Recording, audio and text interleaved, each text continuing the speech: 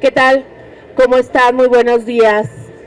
Qué gusto saludarlos nuevamente esta mañana. Ya finalizando este programa académico de la revista Derecho Global, con este programa de diálogo entre pares.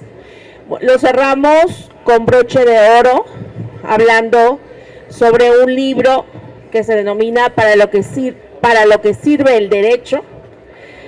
Motiva, ¿no? Este título. Estudios jurídicos sobre la obra de Sergio García Ramírez, coordinado por el doctor Luis Felipe Guerrero Agripino y el doctor Leandro Eduardo Astraín Bañuelos. Para ello nos hace favor de acompañarnos en esta presentación, precisamente el coordinador y autor, el doctor Eduardo Astraín Bañuelos, quien es director del Departamento de Derecho de la Universidad de Guanajuato, miembro del Sistema Nacional de Investigadores Nivel 1 de CONACYT, maestro en Ciencias Jurídico-Penales y doctor en Derecho, ambos con conocimiento laureado por la Universidad de Guanajuato. También nos hace favor de acompañarnos el profesor de la Universidad de Guanajuato. Él imparte las materias en el ámbito de la maestría en Ciencias Jurídico-Penales y el doctorado interinstitucional en Derechos Humanos. ¿Se escucha bien? Ok. Muy bien, bueno, pues para empezar, a mí me gustaría plantearles la pregunta, pues esto es una interesantísima obra que se ha dedicado a don Sergio García Ramírez. ¿Cómo es que surge, doctor, esta obra y cómo sería la integración de pues este título, ¿no? ¿Para qué sirve el derecho? Por favor, doctor. Bueno, pues en primer lugar quiero agradecer a la doctora Silvia Patricia López por la invitación para participar en esta jornada académica con el marco de la 37 Feria Internacional del Libro de Guadalajara. Siempre es muy grato venir a la Feria del Libro y ver cómo se congrega tanta gente de todo el país y del extranjero para ver libros, para discutir sobre derecho, sobre literatura y sobre tantos otros temas. Entonces la FIL siempre es como un revulsivo del ánimo de las personas que al menos a mí me sirve o siempre me ha gustado venir porque es una suerte de impulso al año que comienza y al cierre del año que hemos vivido. Entonces cerrarlo con este evento académico me parece formidable. Agradezco la oportunidad entonces a la revista Derecho Global. Y la pregunta que hace la doctora Patricia pues es más fácil que la conteste el doctor Astraín, que es el artífice, dirán los penalistas, el hombre de atrás en ese libro. No obstante, yo lo voy a referir como testigo de oídas y como participante en algún proceso, en alguna parte del proceso de edición.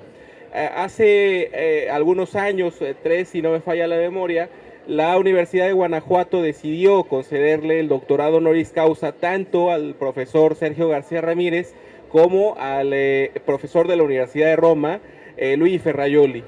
Todo estaba listo para que se hiciera la ceremonia solemne de colación de los doctorados honoris causa cuando ocurrió la pandemia. Entonces eso determinó la necesidad de aplazar estos actos. Sin embargo, al mismo tiempo que la universidad, a instancias del director del Departamento de Derecho, había obtenido del Consejo Universitario la designación del doctorado honoris causa, se pensó hacer una serie de jornadas académicas para referir algunos de los aspectos de la longada obra de García Ramírez. Y entonces el Departamento de Derecho convocó a una serie de profesores invitados, tanto del claustro académico como de las universidades del centro del país y del extranjero, para que abordaran alguna obra en una contribución a este libro, algún aspecto de la obra de García Ramírez. Está próximo a salir también el libro con los discursos homenaje y con los estudios que se verificaron en el momento en que se le otorgó el doctorado honoris causa. Pero es importante reparar en este punto porque la doctora preguntaba por qué el título de esta obra. Y es interesante porque cuando estábamos discutiendo cómo se le podía poner, yo le sugería al doctor Astraín que le pusiéramos un título que evocara la obra de García Ramírez y que de alguna manera captara la manera de escribir que tiene este jurista. Y entonces a mí me parece que el título del libro, para lo que sirve el derecho, es un título jeriniano, es un título que está influido por la obra del segundo Jhering, al menos del Jhering de La lucha por el derecho o Del fin en el derecho. Y esto simboliza precisamente cuál es el sentido de la obra completa de García Ramírez. En este libro que les comento que está próximo a salir, me correspondió por la gentil invitación también del doctor Agripino y del doctor Astraín, escribir el estudio introductorio. Y ahí curiosamente me parecía importante resaltar la obra de García Ramírez en la dicotomía de Cirisaya Berlin entre los pensadores zorros y los pensadores erizos. Estos pensadores erizos que le dan la vuelta a una idea y que construyen una obra a partir de una sola idea, y estos otros pensadores que a semejanza del zorro tienen una gran inquietud vital y abordan una amplia serie de temáticas. Pues en esa dicotomía parece ser que García Ramírez estaría más bien entre los pensadores zorro que entre los pensadores erizo. Y trato de explicar esta afirmación precisamente por el hecho de que dentro de la obra encontrarán ustedes estudios, por ejemplo, sobre teoría de los derechos fundamentales, sobre la jurisdicción interamericana de los derechos humanos, sobre el derecho procesal penal, sobre teoría del delito, sobre derecho de menores infractores o de menores en conflicto con la ley, como se les suele decir ahora, o incluso sobre cuestiones de derecho agrario y de derecho probatorio. Pero lo interesante es que si encontramos o que si buscamos al hilo de las contribuciones del libro, siempre estarán correspondidas con alguna participación o con alguna aportación de García Ramírez a el estudio del derecho. No solamente el estudio del derecho como un concepto dogmático o como una cuestión ensimismada en la contemplación de su propio objeto, sino precisamente tratando de responder desde la perspectiva práctica, en el sentido no de saber hacer, sino desde la perspectiva práctica de la justificación de la acción, cómo el derecho puede servirnos para hacer mejores a nuestras sociedades o para resolver los problemas que enfrenta nuestro Estado, nuestra sociedad contemporánea. Entonces el título, de alguna manera, para volver a la pregunta de la doctora, trata de evidenciar eso, de cómo la obra de García Ramírez no solamente es muy sustanciosa en términos conceptuales, sino que también está centrada en la resolución de los grandes problemas de su tiempo. Y desde luego lo que se quiso hacer es una especie de recorrido vital a lo largo de todas las facetas que ha ocupado García Ramírez, no solamente como encargado de la Procuración de Justicia, incluso como director de centros de reclusión, sino también como juez interamericano, como magistrado de tribunales agrarios, como integrante del Consejo del IFE en su momento, pero también como uno de los teóricos y de los estudiosos del derecho más comprometidos. Entonces el libro que ustedes ven ahí en esta edición Rojo Ferrari que nos hizo favor de conseguir por Rúa, es el resultado justamente de ese itinerario intelectual de García Ramírez que se quiso honrar a lo largo de este seminario guanajuatense de hace algunos años, y que al final de cuentas, en el momento en el que al final la situación de la emergencia sanitaria pudo permitir hacer la sesión presencial de Consejo General para la colación del grado de doctor honoris causa, pues el primer ejemplar se lo llevó precisamente el doctor García Ramírez, en un ejemplo, en un símil, así como cuando la Real Academia y la Asociación de Academias de la Lengua Española le dio en la cumbre de la lengua a García Márquez el primer ejemplar de la edición conmemorativa de 100 años de soledad. Entonces ese es, de alguna manera, brevemente explicado la génesis del libro. No expongo más, precisamente para que el doctor pueda abundar en esos detalles tras bambalinas que rodean a esta obra. Muchas gracias, doctor. Por favor, doctor. Muchas gracias, muy buenos días, tardes ya a todas y a todos ustedes. Reitero mi profundo agradecimiento por estar esta tarde aquí compartiendo este foro con dos queridísimos amigos, el doctor Everardo Rodríguez Durón, un gran aliado en distintos proyectos de la Universidad de Guanajuato, y desde luego también mi amiga la doctora Silvia Patricia López González, de quien he pues aprendido muchísimo en cuanto a la investigación y al estudio del derecho. ¿Cómo se origina? ¿Cuál es el contexto que permite el que se desarrolle este libro? Efectivamente, todo surge cuando desde el Departamento de Derecho, acompañados por la División de Derecho, Política y Gobierno, el Campus Guanajuato de la Universidad de Guanajuato, y también por la Rectoría General, es decir, por el titular de ese entonces, el doctor Luis Felipe Guerrero Agripino, tomamos la iniciativa de proponer al Consejo General Universitario el otorgamiento de la distinción doctor honoris causa a los profesores Luigi Ferraioli y Sergio García Ramírez. Como ustedes saben, esta distinción es el máximo reconocimiento que hace una universidad a un profesor que no forma parte del claustro de profesores de esa universidad, y que en virtud de este reconocimiento se integra formalmente a este claustro de doctores.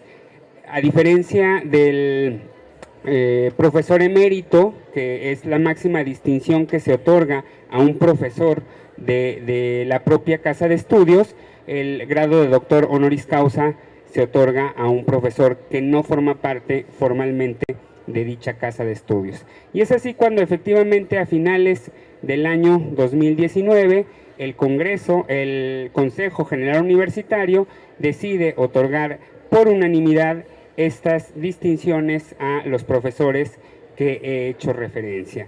También el profesor Rodríguez Durón ya señaló que no obstante que se tenían contempladas llevar a cabo estas ceremonias a principios del año de 2020, es decir, durante el primer semestre de ese año, pues al llegar la pandemia ya no fue posible, se tuvieron que posponer las ceremonias, y entonces pensamos que mientras tanto podría ser posible la realización de un homenaje adicional, y que consistiría en la realización de un foro, de un espacio de reflexión donde distintos académicos, no solamente de nuestra universidad, sino provenientes de otras instituciones públicas de nuestro país, pero también del extranjero, que se pudieran sumar a este espacio donde pudiéramos discutir, debatir, pues las grandes aportaciones que ha tenido el profesor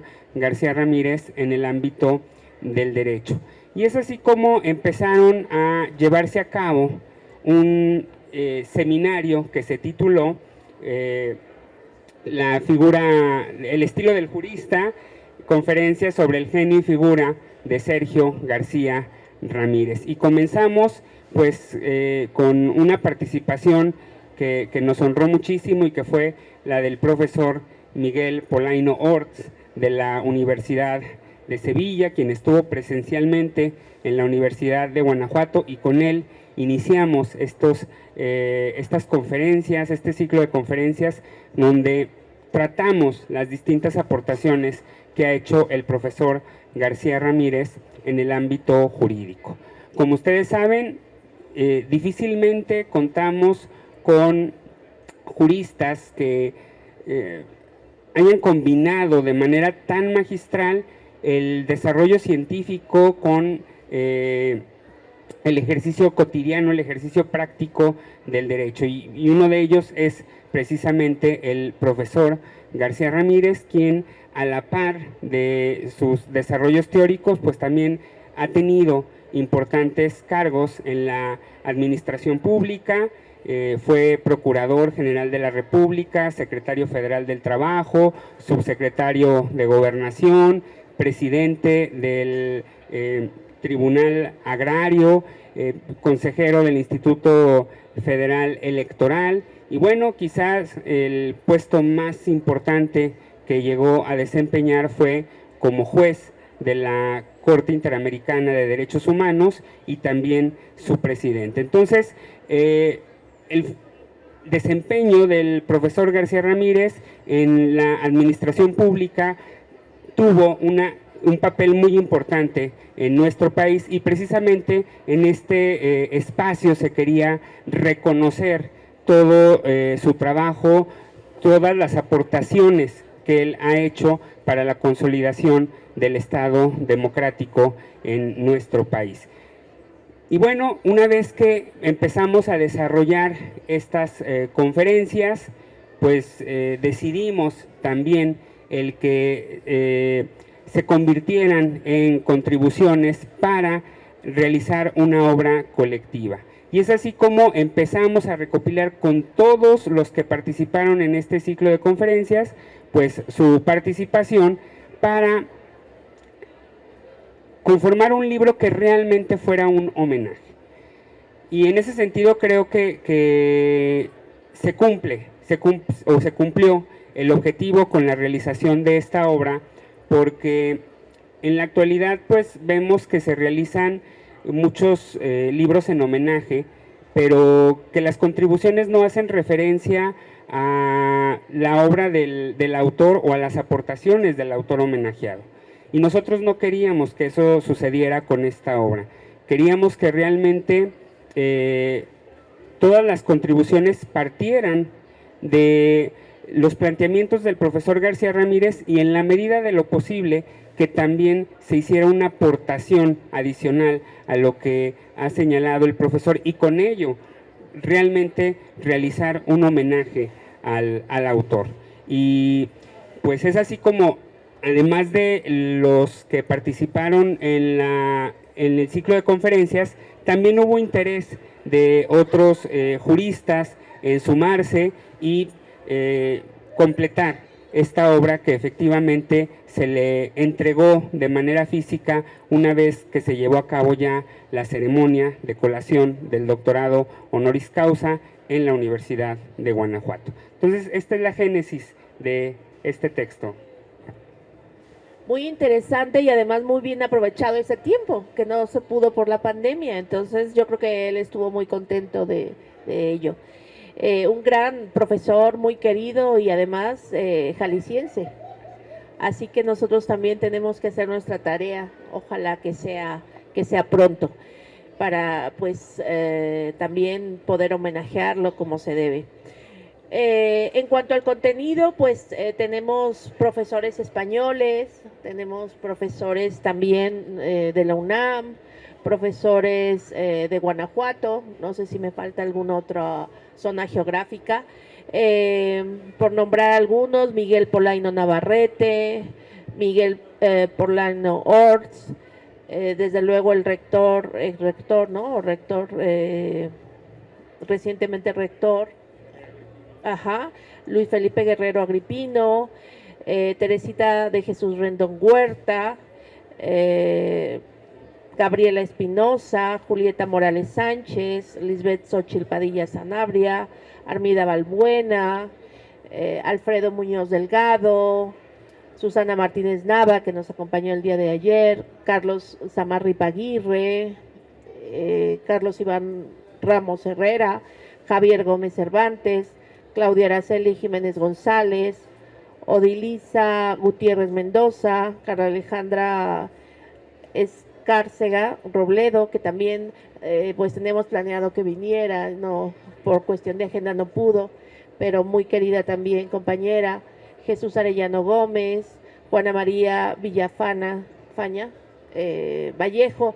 Y entre los temas que se tratan, pues va desde la víctima, el tema de la organización delictiva, delincuencia organizada, por ejemplo también un derecho penal humanista, que fue de lo que escribió el doctor Astraín, la administración de justicia, el control de convencionalidad, derechos humanos, la justicia constitucional, derecho a la tutela efectiva, temas también tan interesantes y que tanto nos ha aportado el maestro, como la seguridad pública, la procuración de justicia, la jurisdicción interamericana de derechos humanos, que es la que trata también el doctor, también aportaciones en el tema penitenciario, grandes aportaciones del maestro, pues es otro de los capítulos que aquí se señalan.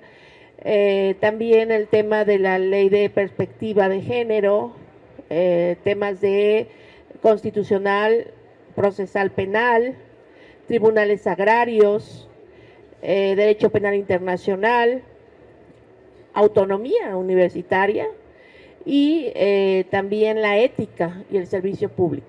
Entonces es realmente muy completo y, como dice el doctor o los doctores, guarda esta pues gran obra, recoge esta gran obra del doctor Sergio. Pues ahora yo les pediría un poco que nos hablara el doctor Astraín de ese derecho penal humanista del cual escribió, y el doctor Rodríguez de esa jurisdicción interamericana de derechos humanos, algunas notas describe él, que nos narren un poco cómo fue su visión para este capítulo. Pues sí, justo como lo decía la doctora, la colaboración mía a ese libro fue un breve artículo sobre las notas, sobre el acceso a la jurisdicción constitucional interamericana. Y a mí me gusta pensar la idea de la jurisdicción en general y desde luego de la jurisdicción regional a partir de esa historia que se cuenta, al menos en la versión más difundida de José Esteve Pardo, sobre, sobre esta expresión de hay jueces en Berlín, ¿no? Cuando estaba el auge incluso del régimen nacional socialista, Ferrajoli dice que cuando los jueces podían hacer justicia, había una vela prendida de esperanza porque todavía había jueces en Berlín, retomando esa tradición que cuenta Esteve Pardo de el rey que quería construir un castillo junto a un molino y quería despojar al molinero de su propiedad, y entonces el molinero, señalando a la capital de Prusia, le dijo, pero hay jueces en Berlín.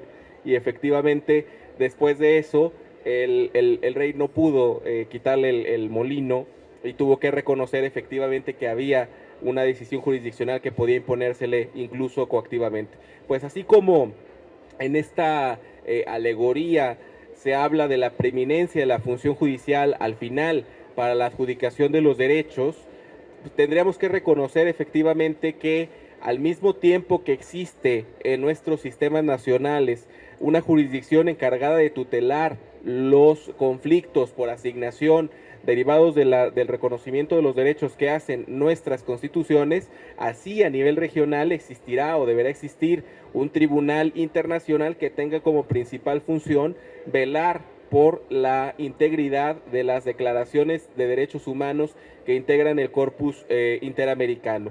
Y lo interesante de esta contribución es que precisamente si nosotros nos vamos ahora a la obra de García Ramírez, nos daremos cuenta que los antecedentes primigenios del control de convencionalidad, es decir, de esta función de tutela del derecho internacional, que a semejanza de las altas cortes nacionales decanta la convención a favor de la Corte Interamericana, se encuentra nada menos que en los votos particulares de García Ramírez. Hace algunos años la Universidad de Guanajuato y la Ibero publicaron precisamente los votos particulares, y el control de convencionalidad entonces nace justamente en los votos particulares de García Ramírez. Después la Corte lo irá retomando, al menos desde 2006 en el caso Almonacid Arellano, y lo irá empleando hasta llegar al grado de decir que todas las autoridades materialmente jurisdiccionales tienen la facultad de ejercer control de convencionalidad. La manera en la cual luego nuestra Suprema Corte haya entendido ese ejercicio del control de convencionalidad y lo haya tratado, al menos al principio de la 10ª época, de expandir y luego en una maniobra regresiva de contraer, no solamente en el hecho de la limitación del principio pro homine, sino también en las facultades propias para el ejercicio de ese control de convencionalidad, es una historia distinta que quizá merezca un desarrollo aparte. Pero lo interesante está aquí entonces en que advertimos, justo gracias a la existencia y el reconocimiento que ha hecho el Estado mexicano de la competencia contenciosa de la Corte Interamericana, advertimos un movimiento dual que ha sido prudentemente descrito también por Ferrer MacGregor.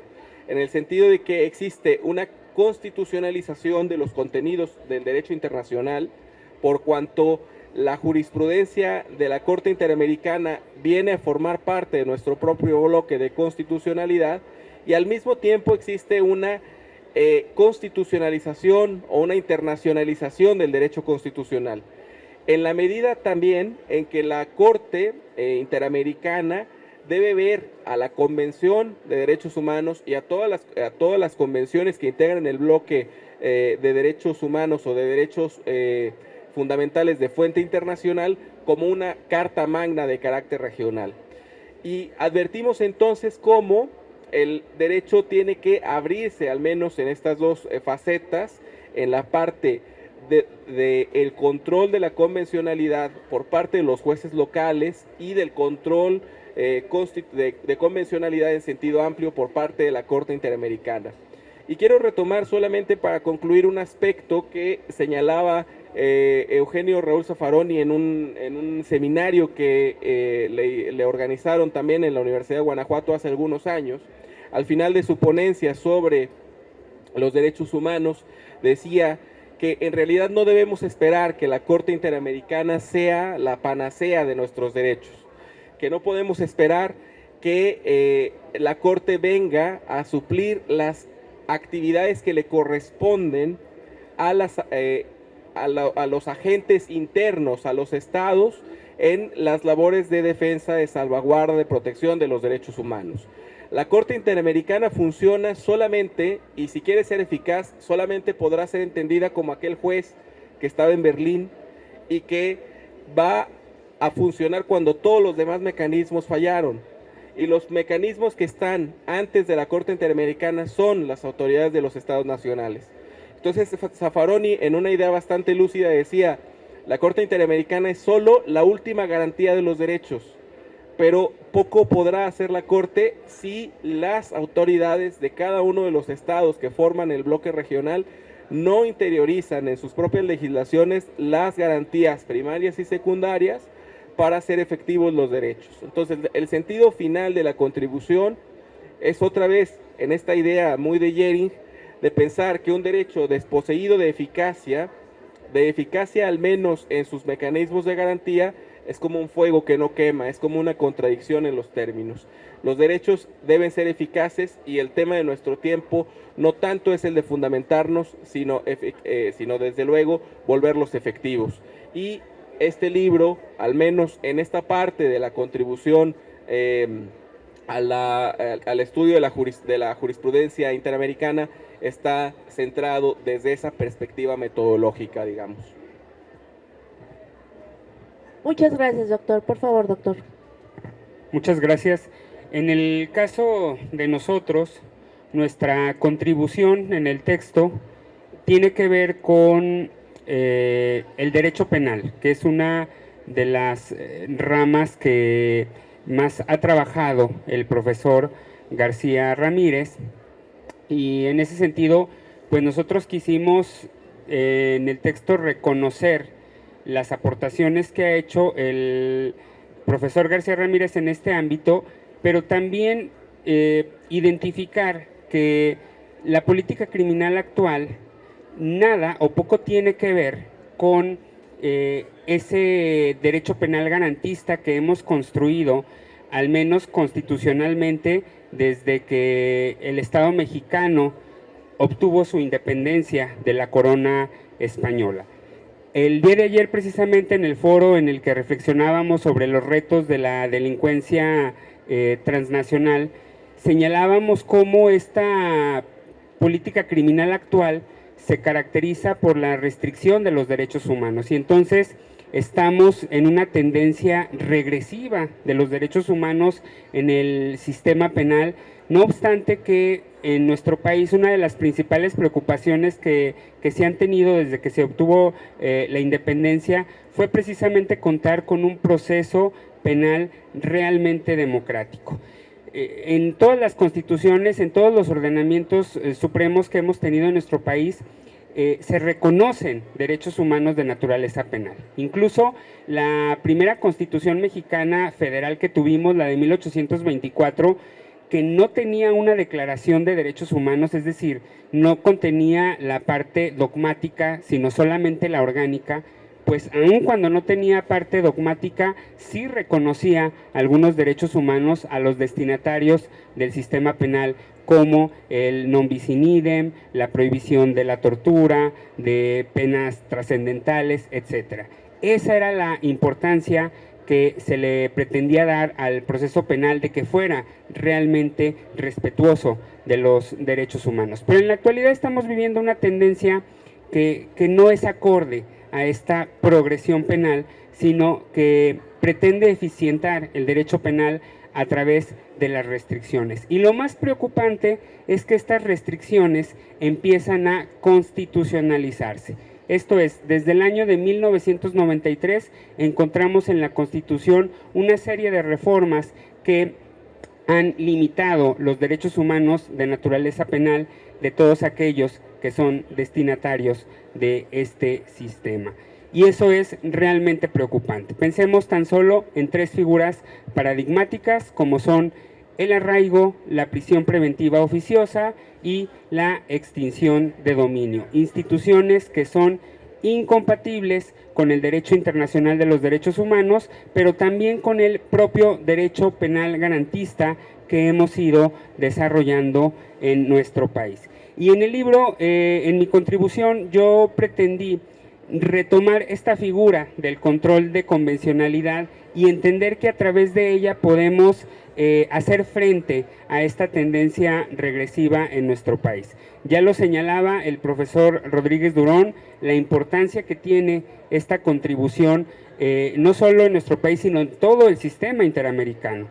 Debemos estar sumamente orgullosos que el autor intelectual, el padre intelectual del control de convencionalidad, que tanto ha impactado en toda América o particularmente en los países que forman parte del sistema interamericano de derechos humanos, se deba a un jurista mexicano, a un jurista tapatío, originario de la ciudad de Guadalajara, el profesor García Ramírez.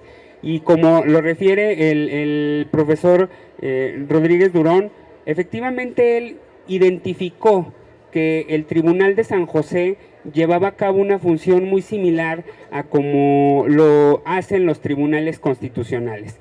En votos particulares empezó a señalar el profesor García Ramírez que así como el Tribunal Constitucional estudiaba actos estatales para confrontarlos con la Constitución, y si estos no resultaban compatibles, los nulificaba ejerciendo un control de constitucionalidad, lo mismo pasaba en la Corte Interamericana de Derechos Humanos.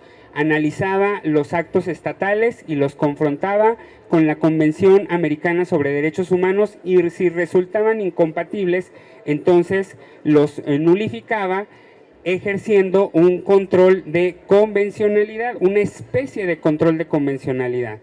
Pero además empieza a darle ciertas características a este control de convencionalidad, porque desde su perspectiva, y como lo señalaba también el profesor Zaffaroni, el sistema interamericano tiene un carácter subsidiario o complementario. Los sistemas regionales y el universal de derechos humanos surgen para complementar el orden jurídico nacional. El derecho internacional de los derechos humanos es quizá una de las ramas del derecho más recientes. Se empieza a construir a mediados del siglo pasado, precisamente cuando concluye la Segunda Guerra Mundial y la comunidad internacional se da cuenta de las graves atrocidades que se vivieron en el régimen nazi.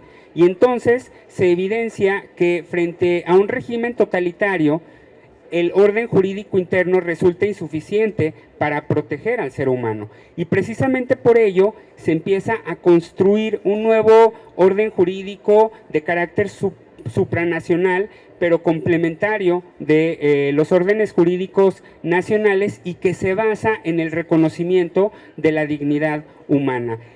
Esta dignidad humana, este principio, este derecho humano se empieza a desarrollar en todas las ramas del derecho a partir del derecho internacional de los derechos humanos. ¿Pero qué creen? Que en el ámbito penal no. En el ámbito penal ya era profundamente conocido desde el pensamiento liberal del siglo XVIII, y precisamente por ello pues se empieza a humanizar el derecho penal, reconociendo la necesidad de respetar a la dignidad del ser humano, sobre todo cuando se encuentra sometido al poder estatal.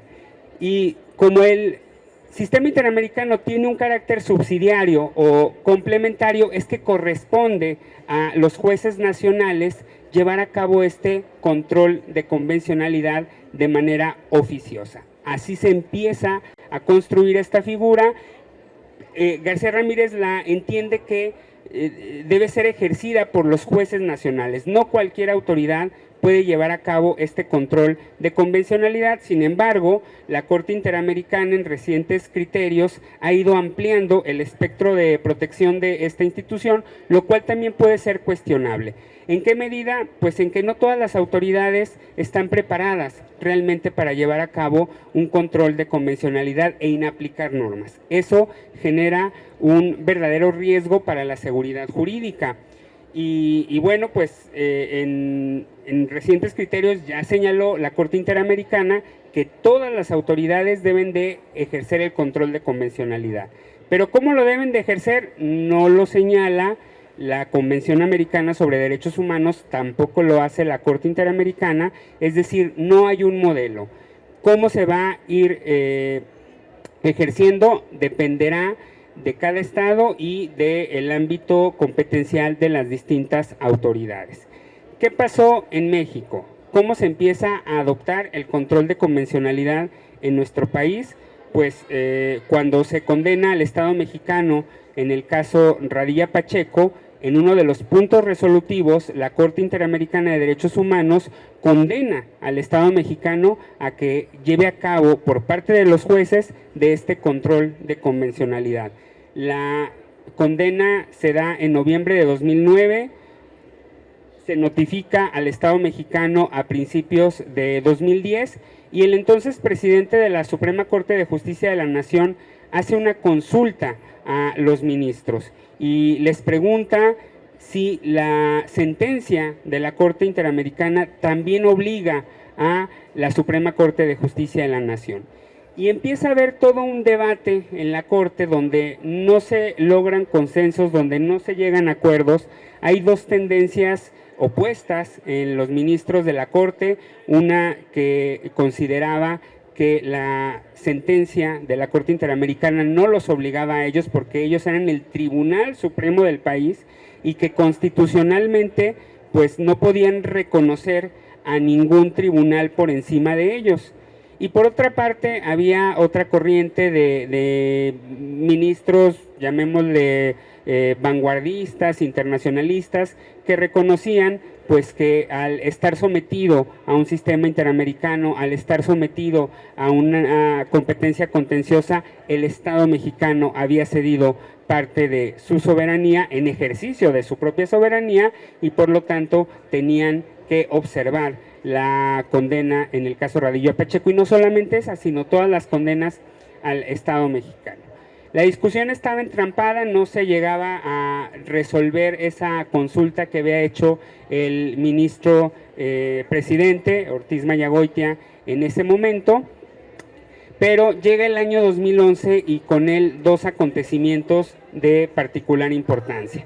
En primer lugar, llega a la presidencia de la Corte el ministro Juan Silva Meza, un ministro de formación penalista, perteneciente a la corriente garantista del derecho penal, pero también gran conocedor del derecho internacional de los derechos humanos.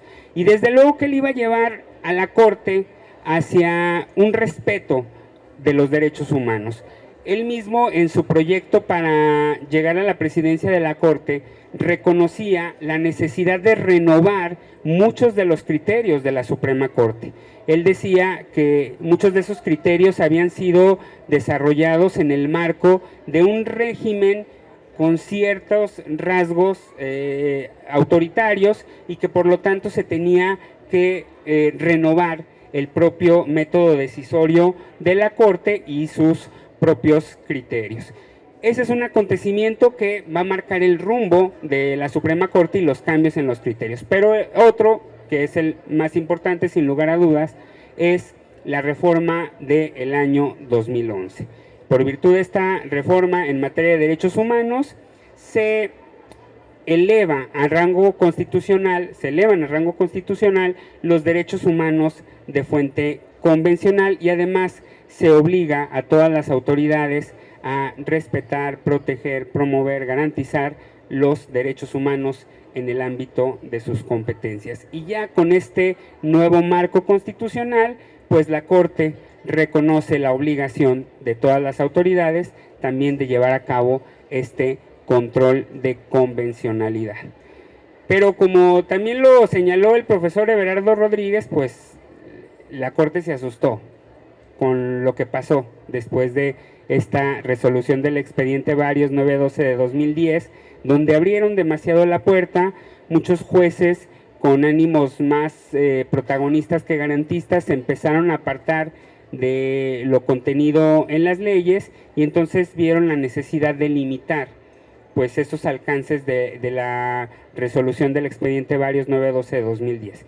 Y la forma en que ellos lo hacen quizá es sumamente cuestionable porque en la contradicción de tesis 293-2011 resuelven que si hay una incompatibilidad entre una norma de fuente convencional y una norma de fuente constitucional, particularmente si se trata de una restricción contenida en la Carta Suprema, pues se debe estar a lo que señala el texto constitucional y con ello pues un grave retroceso en cuanto a la protección internacional de derechos humanos. Entonces, en nuestro apartado hacemos referencia a estas cuestiones, a las aportaciones del profesor García Ramírez, pero como yo les comentaba, no queríamos simplemente que fuera un estudio de las aportaciones, sino que también se hiciera alguna aportación y en nuestro caso, pues nosotros señalamos la necesidad de regresar al pensamiento original del profesor García Ramírez y dejar que el control de convencionalidad quede exclusivamente a cargo de los jueces. Pero también hay una utilidad en cuanto a la construcción teórica que ha hecho la Suprema Corte. La Suprema Corte en el expediente Varios 912-2010 señaló que tenían que darse 3 pasos para ejercer este control de convencionalidad. Un primer paso consiste en la interpretación conforme en un sentido amplio, tratando de proteger a la persona en los términos del párrafo segundo del artículo primero de la Constitución. Un segundo paso que consiste en una interpretación restrictiva, cuando la norma puede admitir diversos tipos de interpretación, debe de adoptarse aquella que haga la norma conforme a la Constitución, y un tercer paso que es la inaplicación de la norma cuando los 2 pasos anteriores no sean posibles. Y nosotros consideramos que esta inaplicación de la norma debe corresponder exclusivamente a un juez especializado y por ello en nuestra contribución señalamos la necesidad de crear en nuestro país los jueces de convencionalidad, que serían los únicos facultados para inaplicar una ley que sea incompatible con el derecho internacional de los derechos humanos, particularmente con el Corpus Juris Interamericano de Derechos Humanos. Y eso sería la aportación que correspondió a mi parte. Muchas gracias. Muchas gracias a los doctores. Bueno, pues muy interesante todo esto. Yo quisiera abrir una tercera ronda preguntando en este tenor de bueno, pues incidir un poco más allá de lo que se ve en relación al derecho. Me gustaría preguntar, ¿qué hacemos con el derecho? Porque a veces la expectativa social es muy alta, ¿no? Queremos un derecho que aplique justicia, queremos un derecho que haga posible una democracia, un derecho que pues defienda eso, la dignidad humana a través de todos estos derechos humanos, y un derecho que limite el poder, ¿verdad? El poder que aplica, el que constituye el Estado, pues hace uso de un poder. y muchas veces ese poder pues no se limita y vemos arbitrariedades enormes. Entonces, yo les preguntaría, después de conocer esta obra, de haber vivido todo ese proceso de homenaje al doctor, y que es una figura pues del ámbito nacional e internacional reconocido, ¿qué hacemos para que funcione el derecho? Porque la sociedad percibe que no va a la par de esas expectativas que estoy planteando. Si gusta, doctor Rodríguez.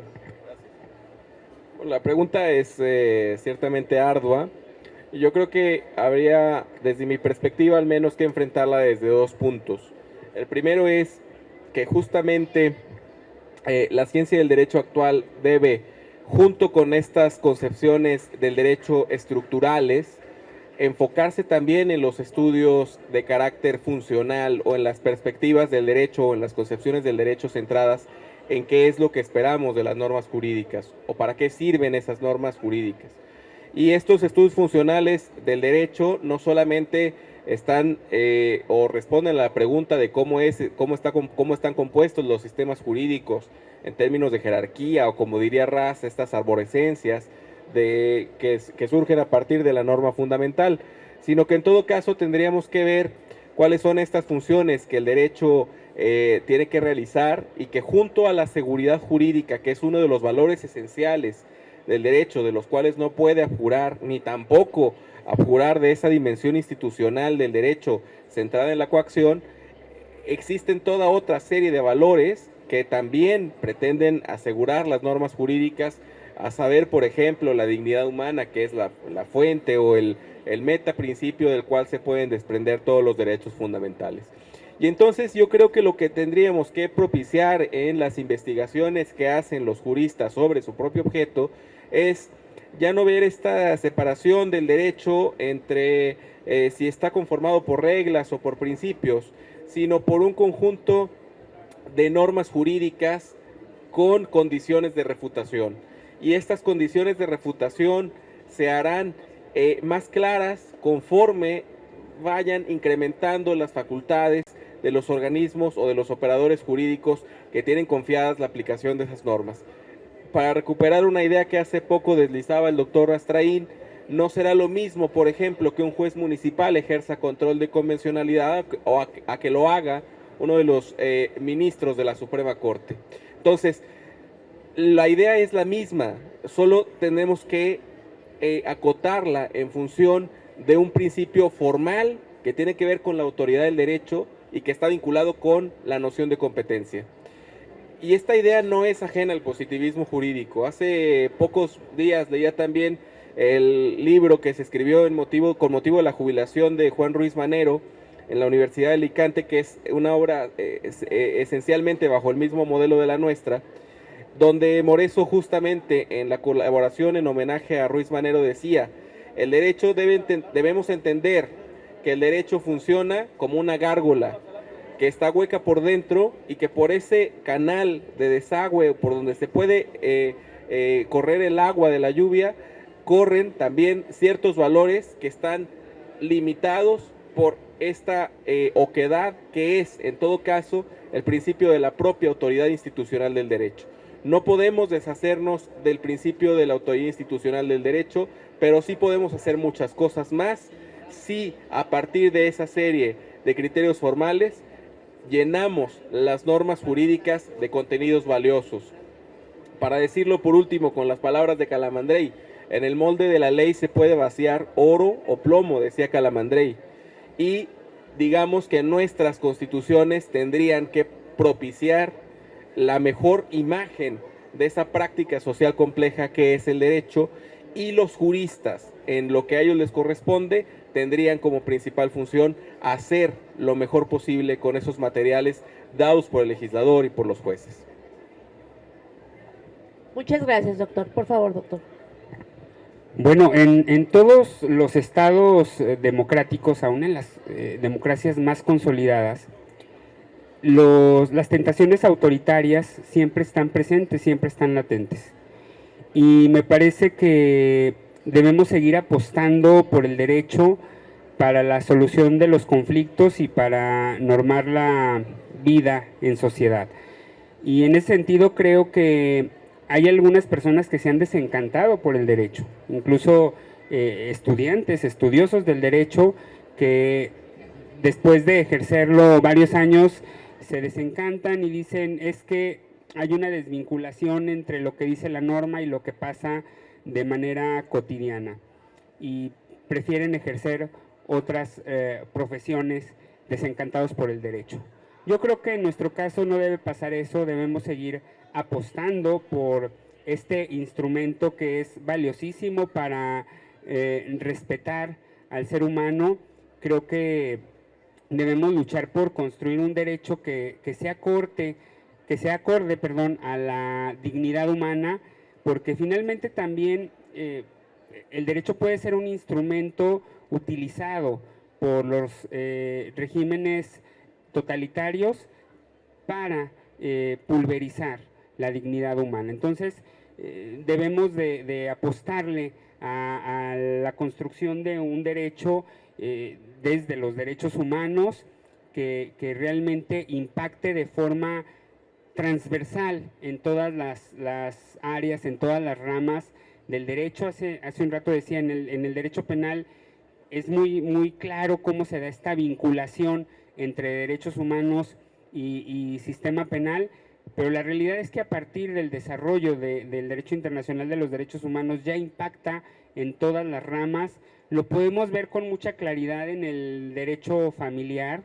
El derecho familiar nada tiene que ver, el actual, al que nosotros aprendimos hace 15, 20 años en las aulas universitarias, temas como matrimonio igualitario, divorcio incausado, adopción homoparental, reasignación de género, pues no se encontraban en los códigos penales.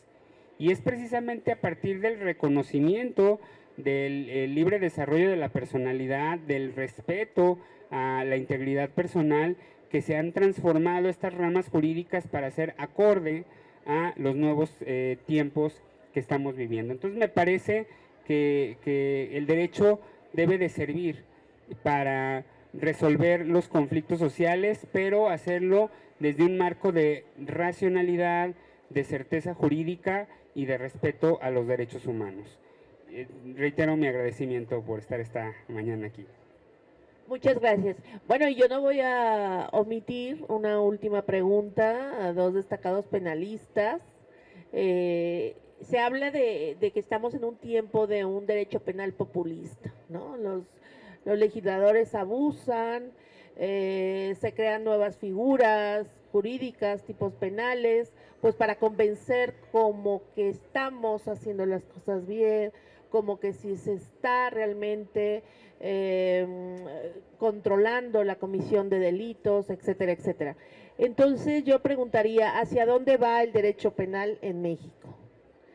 Con esta respuesta cerramos y desde luego ya sé que me van a decir de todo, pero bueno. Por favor, doctor. Bueno, pues me parece que el legislador sí, en el caso del derecho penal, que nos debatimos en una encrucijada entre este modelo garantista exigente de estricta legalidad y por el otro lado, en una idea que no es mía desde luego, pero que voy a referir ahora, en la imagen de legisladores que legislan solo para producir normas simbólicas, que solo tienen una eficacia simbólica y que parece, decía García Amado, basta ver las exposiciones de motivos para darnos cuenta que no se atienden los problemas reales, pero que el legislador recurre al elemento de la norma penal para mostrar que está muy preocupado. Más allá de eso, si los delitos disminuyen, más allá de eso, si las sanciones previstas en la ley efectivamente se aplican, ese es otro cuento que no le interesa al legislador. Porque basta con decir que está muy preocupado en un problema social para pensar que ya cumplió su tarea y que entonces es tarea del juez aplicar esas sanciones y de los ministerios públicos perseguir a los responsables. Entonces, yo pienso en este sentido que la tarea que está pendiente en la legislación penal no es el recurso manido de incrementar las penas o crear nuevos tipos penales. Basta una pena proporcionada al delito, como dice el artículo 22, pero que sea efectivamente aplicada a los responsables de las comisiones de esos hechos para que se cumpla la función de prevención general de las normas penales. No es preciso que se incrementen las penas a extremos verdaderamente inverosímiles para que nuestras cifras delictivas disminuyan. Porque cuando el delincuente comete el hecho criminoso, no está pensando en que va a ser detenido, está pensando en que se va a poder evadir de la acción de la justicia. Es la certeza de la pena y no su gravedad lo que hace que los delitos disminuyan, al menos en la fase de la prevención general. Bueno, creo que en distintos foros se ha señalado que hay una tensión entre, un dilema entre eficacia y garantismo. Se afirma que el grave problema de inseguridad que se vive en México, el grave problema de impunidad, se debe a los derechos humanos. Se dice que los organismos protectores de derechos humanos se dedican a proteger delincuentes y no a la sociedad. Esto es un verdadero falso dilema. La ineficacia de los operadores del sistema penal nada tiene que ver con el respeto a los derechos humanos. Efectivamente, estamos viviendo un derecho penal con rasgos populistas. El legislador solamente reforma la norma penal con el propósito de satisfacer demandas ciudadanas que reclaman esta criminalización, que reclaman este endurecimiento del aparato represivo, con penas absurdas de hasta 140 años de prisión.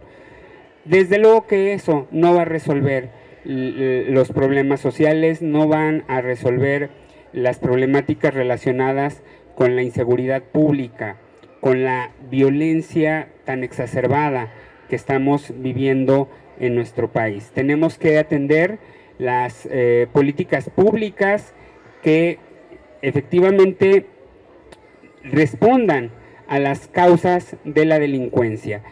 Toda apuesta se está haciendo al derecho penal, cuando el derecho penal no está pensado realmente para atender todas estas problemáticas sociales que estamos viviendo, y entonces quizás sea tiempo de que dejemos que el derecho penal se ocupe de lo que realmente importa, de lo que realmente es su cometido, y no estarlo distrayendo con otras problemáticas que no debe de atender y que por el contrario pues no se resuelven a través del derecho penal. Ayer señalábamos que podíamos pasarnos tardes completas debatiendo si esta política criminal es buena o es mala, pero más allá de eso es claro que tiene muchos años que se ha venido implementando y los resultados no han sido los esperados.